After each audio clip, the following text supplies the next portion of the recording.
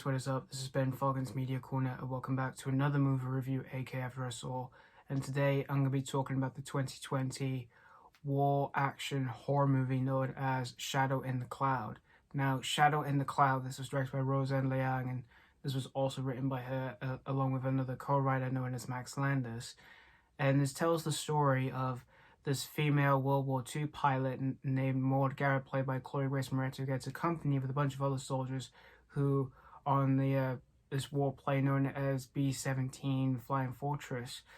And what happens is basically while they're on the plane delivering top secret documents for Chloë Moretz's character Maud, she starts to experience something very dangerous on the plane. And we soon start to see there's actually a monster on this plane, and we see that we seem for her thinking that is this monster real, or she's just like hallucinated because she's in one room on the plane. And so we see herself trying to figure out this whole situation that she is facing. So that's pretty much the story of Shadow in the Cloud. So for going into Shadow in the Cloud, I didn't know really much about this movie going into it because I didn't even know what this was about. I thought this was just a straight up action movie with Chloë Moretz, because she did that before back then, you know, with two of the superhero movies known as Kick-Ass, which I'll do a review of those in the summertime along with other superhero movies I'll be reviewing, because in the summer I'll love to review superhero films for you guys. But for lately, for some action films she's appeared in, they're kind of usually some kind of miss. Like we've had one before, but it's mainly a sci-fi action movie known as The Fifth Wave, which I've not seen that movie, but I've heard a few of my friends weren't really a fan of it. But I'd like to give it a go and just to see what I thought of that movie. Since I heard some pretty unfavorable reviews for that movie. But Chloë Moretz, she has proven herself a lot in recent years. I did see her new movie 2 days ago, which I did a review for that on my channel, which was Tom and Jerry. If you guys want to know my views on that film, you can check it out on my channel if you want. And for other movies I've seen her in, I've seen her either doing some horror movies, some family movies, or even just comedies. But she has proven herself a lot, and I think she's a talented actress. And for other actors in the film, you got Nick Robinson, which that's the only other cast member I know who's in this movie.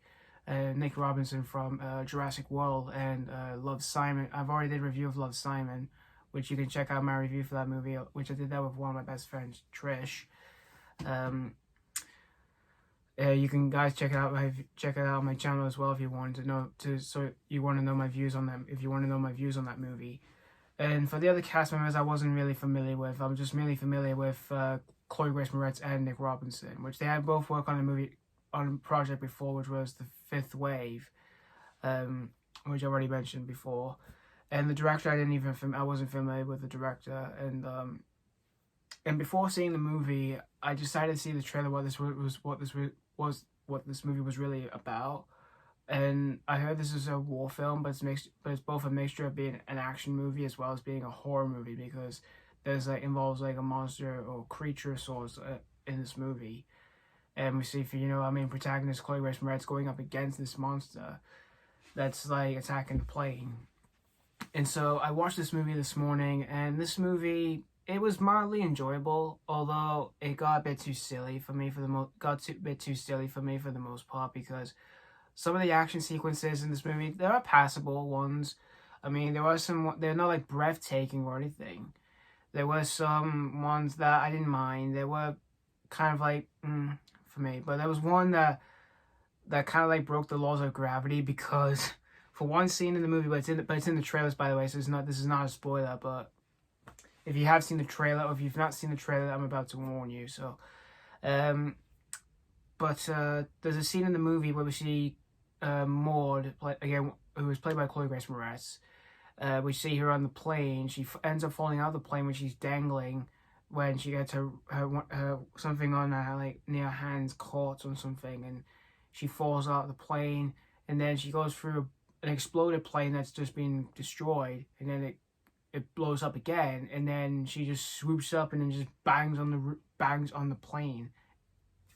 And when I saw it, I just couldn't stop laughing when I first saw it. It just nearly had me on the floor, because there are some moments in the movie that can kind of almost be as unintentionally funny like this did, but it's mainly just trying to be like a cheesy, like corny action sci-fi, corny like action war horror movie of sorts, because again, it involves a creature.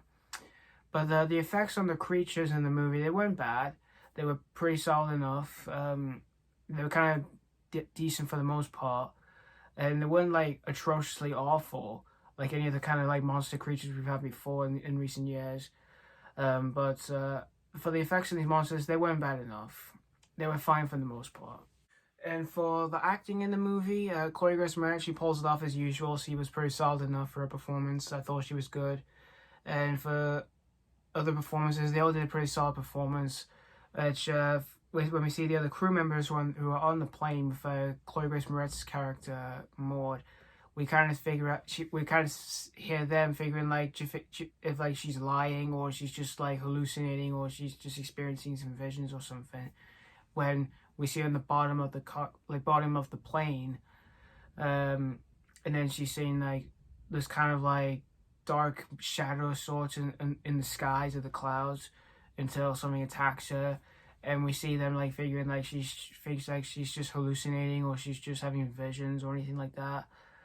And for some of the crew members in the film, for what they said in the movie, they felt really corny and cheesy, because the writing in the movie I thought was just very corny and just really too cheesy for some of the parts. But some of the others writing moments, they weren't bad enough. It was just some elements of its writing I thought was really cheesy and just really corny. But that's kind of like an issue I have with the movie, along with its some of its like acting moments in the film. And